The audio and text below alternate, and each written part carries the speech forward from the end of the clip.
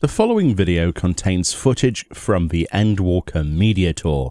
As such, this footage is not representative of the final product, and you will find significant differences both visually and elsewhere. I do remind you, please do not take this as the final version, but at the same time, thank you to Square Enix for providing me with this opportunity, and I hope you enjoy this. Hello and welcome back to another video for Final Fantasy XIV with me, Meoni, this time discussing Sage. This is the video many people actually were looking forward to, myself included actually. Sage I have nothing but high praise for, it has to be said. From my time in the Endwalker Media Tour, I had an absolute crazy time, but the majority of my pleasurable experiences were when I was playing as Sage. Now, we're going to go through the tooltips first. We're just going to use these tooltip pictures that Square Enix provided us as part of the media tour. I've not cut these out into any special fashion this time for this particular thing. But of course, everything is subject to change. All the potencies are obviously aren't final. Please don't take anything in a grand way in terms of numbers, MP costs, recasts, all that sorts of stuff. Just look at abilities in particular. But from what I experienced, it was a lot of fun. So let's go through these abilities and I'll tell you pretty much what they do and how I enjoyed using them. So first of all, we've got Dosis. Now, Dosis is just your simple attack, very similar to your Glare in Final Fantasy XIV on a White Mage. That's the comparison I will be using because I main a White Mage predominantly. And yeah, it felt really, really good. But of course, there is a way of using this to heal. So there's an ability that's the third ability on here called Cardia. So it's really important that we talk about that first. Essentially, this is a buff that you get at level 4. And you can place this on a target. Basically, this can be yourself or a tank or anybody you so desire. So this, as it says, grants self the effect of Cardia and a selected party member, or self the effect of Cardion, restoring health after casting certain magical attacks. So basically, if we come back to Dosis, you'll know that the secondary effect of that is that it's restoring health to targets under the effect of Cardion. So basically, you put Cardia on a target, and then you basically DPS with Dosis, and that's your basic filler DPS ability, and you're going to be healing that target for basically a percentage of what you deal as damage. Of course, I have no idea what those percentages are, and there's no point talking about them because they're not final. But from what I experienced, it was incredibly powerful. I was able to just plow my way through stuff with the trust members and not really worry too much about the tank. It was more of worrying about the rest of the team when AoEs went out. It was a lot of fun. Second of all, we have Diagnosis. This is our single target cure, effectively a cure. You get this at level 2. Basically, this is your cure spell. It does change in a moment. We'll talk about that afterwards. And Prognosis is your Medica, basically. It's your AoE heal, as you can see there, restoring your own health and HP of nearby party members with a recast of 2.44 seconds there. Yeah, let's not dwell too much on the numbers. That's the important bit. We'll talk more about that in a second. We have Agiro, which is, of course, our Resurrect. That's what that's called, Agiro. Probably butchering the pronunciation. We got Physis. This is basically this is an AoE 60-second cast timer, recast timer, instant cast, AoE heal. Basically, it's a regen. Because it's a heal over time. So this places a heal over time on people around you.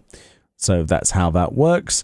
Then you also have Phlegma. Now Phlegma, it says, deals unaspected damage to a target and all enemies nearby it with a potency of yada yada 360. For the first enemy, 30% less for the remaining enemies. Let's not worry about the numbers there. This is effectively your AoE ability when you have trash packs, multiple monsters. This also restores health to targets under the effect of Cardion as well. So you're AoEing what Cardion, or well, Cardia has been cast, and Cardion, the buff from that, has been put onto a tank, for example. Let's use that example. Every time you're AoEing with Phlegma, you are actually healing the tank as well, which is incredibly useful, and I found very powerful on trash packs. Actually, it was very, very fun. Next then, this is the button that we were talking about. So if you remember, we had Diagnosis, our single target cure, and Prognosis, our AoE heal. Well, eucrazia, or I call it Eureka more often than not because I'm a fool, but eucrazia actually, if you press this, affects those two other buttons. So effectively what happens if you press eucrazia, it turns Diagnosis into Eucrasian Diagnosis, which turns that into a single target shield as opposed to a single target heal. And if I press eucrazia and then press Eucrasian Prognosis, because Prognosis will be lit up and that's what it will turn into, that's an AoE shield. This also has the effect of Dosis, which is our single target damage ability. If you press eucrazia then Dosis, it turns into Eucrasian Dosis and actually puts a dot on the target. So effectively what you're looking at is pressing Eucrasian Dosis. So you press eucrazia, you press Dosis to put a dot on it, then you're dosising away. You press eucrazia and then Diagnosis if you want a single target shield on the tank, for example, and then you press eucrazia and Prognosis, which turns into Eucrasian Prognosis if you want an AoE shield. Those are important to know. So effectively those two abilities, Diagnosis and Prognosis, turn into shields as opposed to the heal versions of them at a touch of a button. That's important to know. Next of all, we have Soteria. This is a 90-second recast but instant cast buff. Basically, this is a global, and you press this, and this doubles the cure potency of Cardian effects granted by you. So essentially, what you would normally be doing in terms of say, for instance, you're attacking a boss right now, and there's a moment where the boss is about to do a lot of damage, AoE damage or whatever it might be, well, single target damage. You press Soteria, and then suddenly your dosising of your target will then be doing, or any of the damage abilities that affect Cardia will be doing double the healing, which is incredibly powerful. So that's cure potency, double. Very, very nice button to cast. Of course, that has a 10-second duration as well. So that's quite a lengthy period of time that you have that healing buff. I love that ability. It was a lot of fun in the Tower of Zot dungeon that we got to play. Next up is Icarus. This is our gap closer. We can target an enemy or a party member, press the button, and we jump to them with wings, basically. They're using the Temperance spell effect to jump to that target. It's very cool. I like this, especially considering you'll see in a moment there are some melee-based AoE spells that we have. So jumping in is actually really important.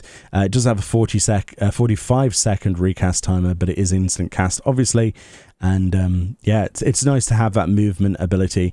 I really wish White Mage had that, to be perfectly honest. Probably they'll, I would have preferred if White Mage had that built into something, but there we are. Icarus is on Sage, and it's very good. Next, we got Duocole. I'm not sure how you're supposed to pronounce that, but I like this ability as well. This is a restoration of target's health. It has a cure potency of 600, and it also restores 5% of your maximum MP. But this costs 1 Adder's Gall. So you build up your meter basically for Adder's Gall, and you spend it on abilities like Duocole here. So we'll get to Adder's Gall in a moment and how to build that. But that's a high potency heal with 5% restoration of your mana, so that's something you want to have. It has a recast timer of 1 second, so it's always available to you. But of course, it does cost that all-important Adder's Gall, which is going to be the fundamental resource there. And before we get carried away, it is worth actually pointing out what that job gauge and the Adder's Gall gauge basically involves. So let's just look at this then. It says the Adder's Gall gauge indicates the accumulated stacks of Adder's Gall, which are restored automatically over time.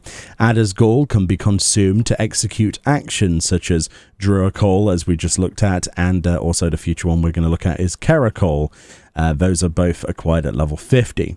The gauge builds stacks of Adder Sting when the barrier effect of Eucrasian Diagnosis is completely absorbed. So that's when that's actually done its job.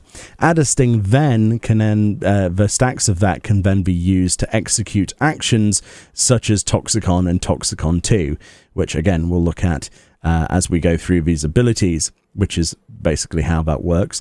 Eucrazia then, eucrazia when active can be used to enhance the effects of dosis, diagnosis and prognosis, like we've said.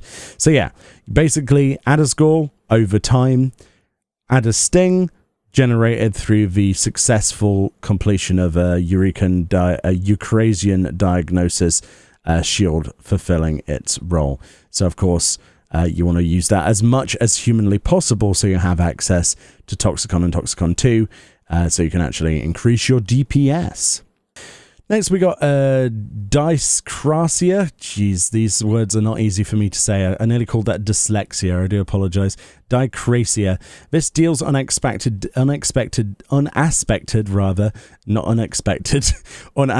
damage with a potency of 160. Again, potencies, blah, blah, blah, to all nearby enemies. So this is your AoE.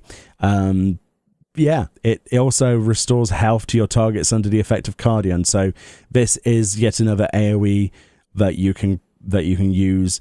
That's an instant cast to do decent damage, but also heal your target. Very, very useful in practice. Enjoyed that. You know, it just worked perfectly. And you've probably seen in the dungeon run that I did, it was really, really useful. We've got Carachol or Caracole. Sorry about my pronunciation. Please don't comment below a pronunciation. I couldn't care less. This then reduces the damage taken by yourself and party members by 10%. This lasts 15 seconds. It cannot be stacked with Taracol and does actually apply a regen to all affected targets with a potency of 100.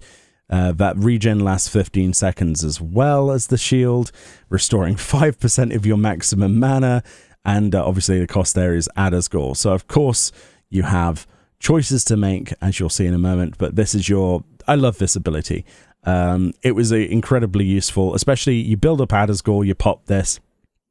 The regen alone with the shield, very strong. This I can see this very, very useful in a lot of trial fights to come in the future. I like that one. Ixachol. This is an instant cast on a 30-second recast. This is another Adder's Gall cost of 1 usage ability, so you have lots of choice for your Adder's Gall. This has got a 400 cure potency and restoring 5% of your maximum mana. It restores your own health and the HP of nearby party members, so that's a 400 potency AoE heal on Adder's Gall. Pretty useful. I use that quite a bit. I don't know if I found that as useful as some of the other AoE heals, but it just felt like we had so many options for AoE heal that it probably didn't sink in how useful that is in the short time I got to experience it. So I'm looking forward to using that more in the future. Next, we've got Zoe. I'm not sure what you want to pronounce that as. This doubles the amount cured by your next healing spell. So this is your oh crap button. Basically, it's got a 90-second recast timer. It's instant cast and lasts 30 seconds. 30 seconds is enormous, by the way, but that means you can queue that up for if you're doing damage, obviously, for whatever your next heal is. Gives you plenty of wiggle room, but doubling effectively the amount cured is quite big, especially if you get a nice crit heal, a nice big juicy heal. Very, very nice indeed. You get at level 56. Yeah, it's just a nice cooldown. We got Pepsis. Now, this is the one that people have been talking about and memeing about. Basically, Pepsis or Pepsis. I'm thirsty all of a sudden. This is an instant cast with a 15-second recast. This is really useful. So, you know how earlier we talked about eucrazia turning diagnosis and prognosis into single target shields and AoE shields respectively. What happens is if you have your AoE shields on and your single target shields, if you press Pepsis, this actually removes those buffs from your party member, as it says, restores own health and health of party members by removing Eucrazian diagnosis and Eucrazian prognosis effects granted by yourself. This actually causes them to cure instantly for 450 potency for a diagnosis and 350 for a Eucrazian prognosis when you press Pepsis. Targets not under the effect of Eucrazian diagnosis or Eucrazian prognosis will not be healed. So if you press Pepsis and you haven't put down any Eucrazian shields in any way, shape or form, it's just going to do diddly squat. There's no point. So obviously you want to have those shields rolling so that when you do need to do like a big oh my goodness, look at that Akmorn. We press Pepsis and it's all fine. I would say using eucrasian shields, and then obviously Carachole or whatever you want to say, and then popping like a Pepsis halfway through those. That's just going to be devastatingly good amounts of healing, as well as still applying a shield when those shields run out. Really, really nice survivability for your party, I find. We got Physis 2, which is gradually restoring our own health and HP of party members nearby with a 200 potency for 15 seconds. This increases the health recovered by healing magic by 10%. Kind of strong, that one. It's a nice little buff. It's on 180-second recast, of course, so you can pop this like you do with all of the other cooldowns, and suddenly you're going to be doing 10% more health recovery during your healing magic for 15 seconds. Very nice buff indeed. Not that we essentially need it, but it very, very, very, very powerful. So here's the other option from Carachole. This is obviously Taracole or Terrachole. This restores a target's health. So this is your single target version. So Carachole is your AoE. Tarachole is your single target. It's got a 600 cure potency, very, very big. It costs 1 Adder's Gall to actually use. It restores 5% of your maximum MP, lasts 50 seconds, and reduces the target's damage taken by 10% for that 15 seconds. So, of course, you cannot stack this with Carachole. So if you're using, let's say there's a huge tank buster coming up, massive tank buster, you use Tarachole at the cost of 1 Adder's Gall to basically make it so that this person takes 10% less damage. That tank takes 10% less damage, and you also can apply other shields as well during this and heal them. It's really, really good. It is a good use of that, and I like the ability to switch between our toolkit of AoE and single target on the fly, and that's why I'm falling in love with Sage, to be perfectly honest. This, along with Pepsis and eucrazia, it's so good. I love it. Next, we got Toxicon. This is essentially at a cost of Adder Sting. This is dealing unexpected damage to a target and all enemies nearby. This is an AoE. 320 potency. Again, you know, potencies aren't final for the first enemy, and 50% less for all remaining enemies. It has the additional effect of restoring health to people with Cardion on them, with a 170 potency. Toxicon's awesome. You just have to basically fill up your meter and you get to use it. It's as simple as that. It's just a nice AoE ability, and you'll fill it so quick it won't really be a problem. It's good to have, and that's at level 66 as well, so you have some decent AoE.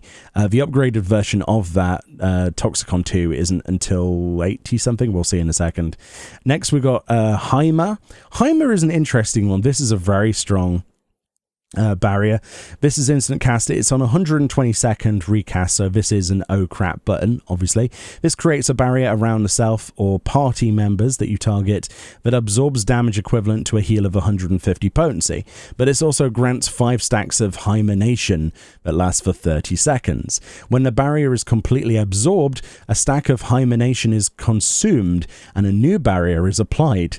When the effect duration expires on this, a healing effect is then applied, and it's 150 cure potency per remaining stack of Hymenation, which cannot stack with Panheimer.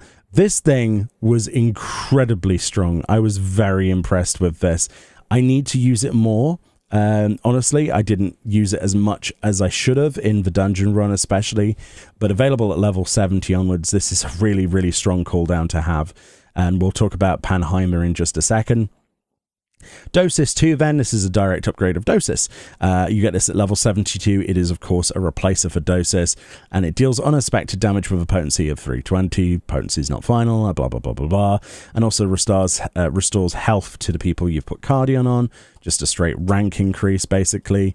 Then we have Phlegma 2, which is at level 72, dealing unexpected damage to the target and all enemies nearby with a potency of 490 for the first enemy and 50% for the remaining enemies. This again is restoring health to targets under the effect of Cardion and requires, well, it does 170 cure potency and has 2 charges. So you get 2 charges of this at level 72, which is nice. And this action does not share a recast timer with any other action, so you can use that whenever you want, which is really good, isn't it? Really good. So you can queue that up. Next, we have Riser Martyr. This is essentially a currency generation button, similar to how black mages have an ability that generates a polyglot. It's the same kind of deal. This, you press a button, it's every 90 seconds you can press the button, instant cast at level 74 and above, and it gives you 1 stack of Adder's Gall. This is when you really need an Adder's Gall. Say, for instance, there's a big damage hit coming out. You need to generate an Adder's Gall. You've run out of them or you used them poorly. Press this button, you have one, you've then got a cooldown, you're welcome.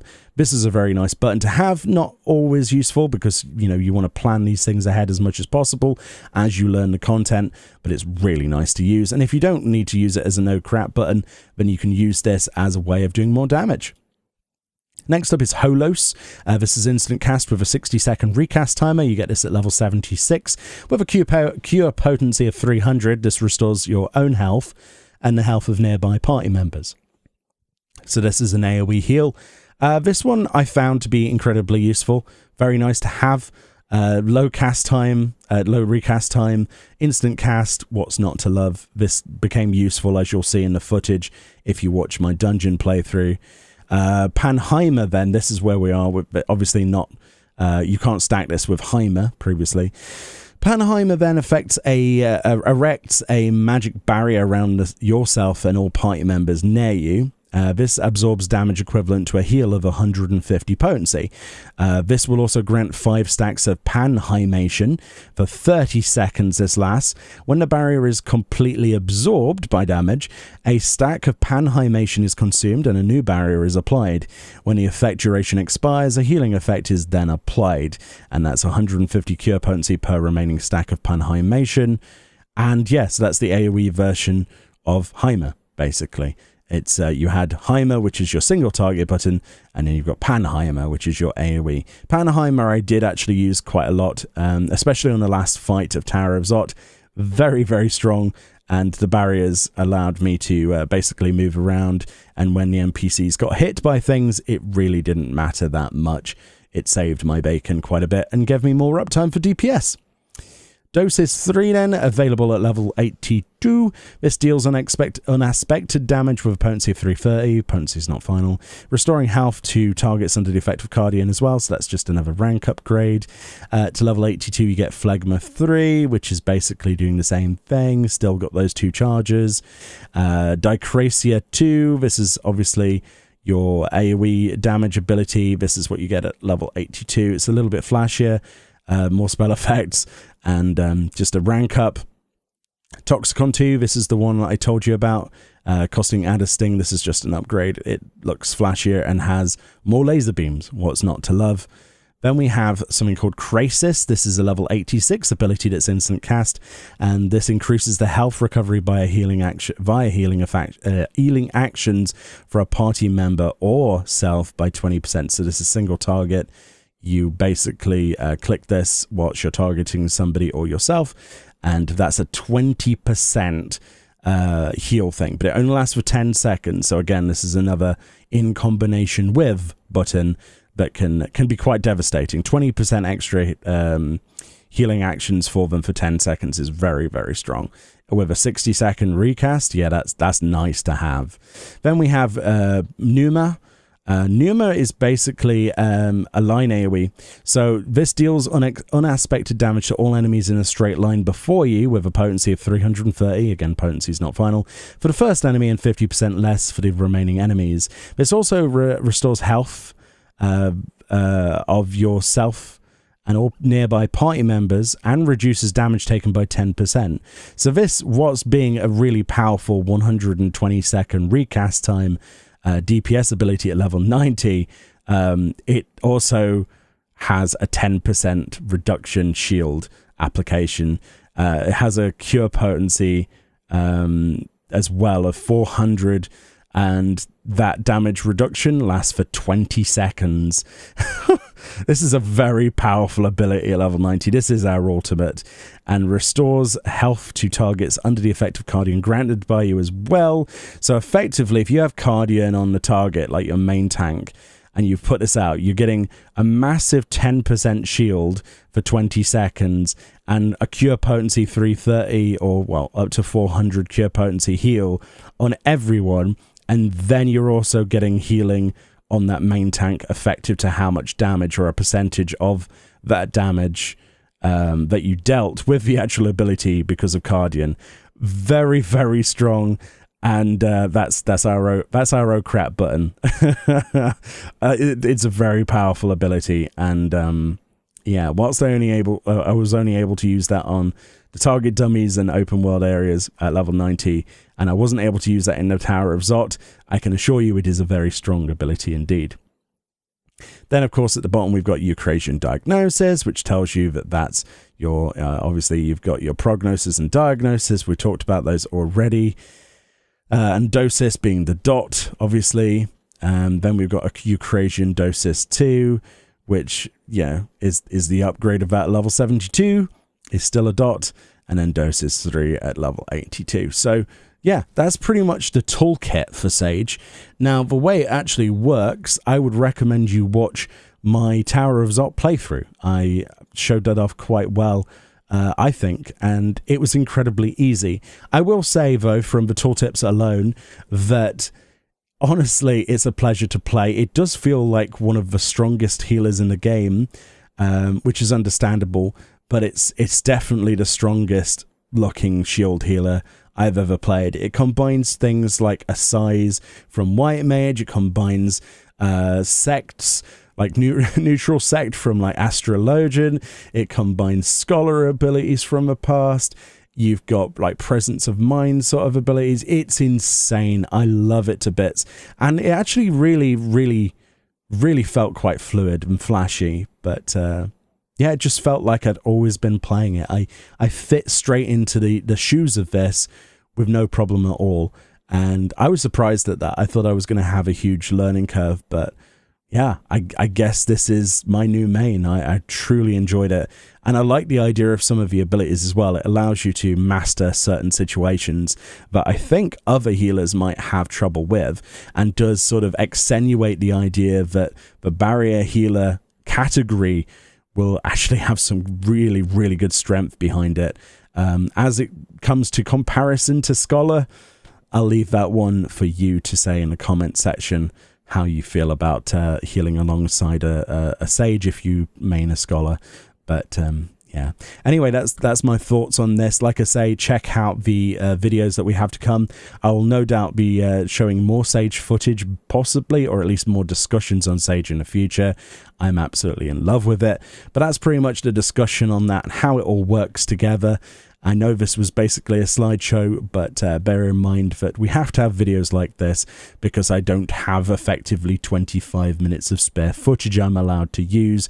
We are limited to how much footage we can use. But if you do want to see Sage in action, please go and watch the Tower of Zot dungeon guide that I created, because I played it through as Sage, and it was so much fun. So if you're hyped for Sage, you're going to love it. You really are going to love it. Anyway, enjoy the rest of the videos, and I'll see you all next time.